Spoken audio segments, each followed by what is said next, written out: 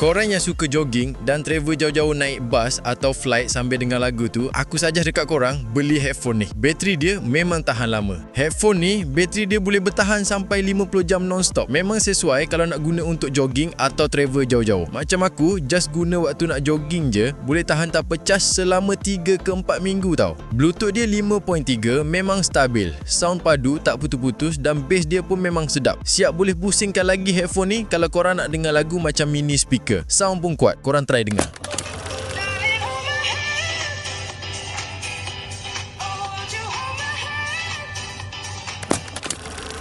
Macam mana? Kuatkan sound dia. Headphone ni ada earpack dan lembut dia macam span. Memang selesa kalau nak pakai lama, telinga pun tak rasa sakit dan tak rasa ketat. Korang juga boleh laras panjang headphone ni dan siap boleh lipat lagi. Jadi boleh jimat space kalau nak simpan dalam beg. So, kalau korang tengah cari headphone wireless yang senang nak connect, bateri tahan lama dan sound sedap, korang patut try yang ni. Harga pun tengah murah sekarang. Link beg aku ada letak dekat bawah video ni, korang beli je dekat situ.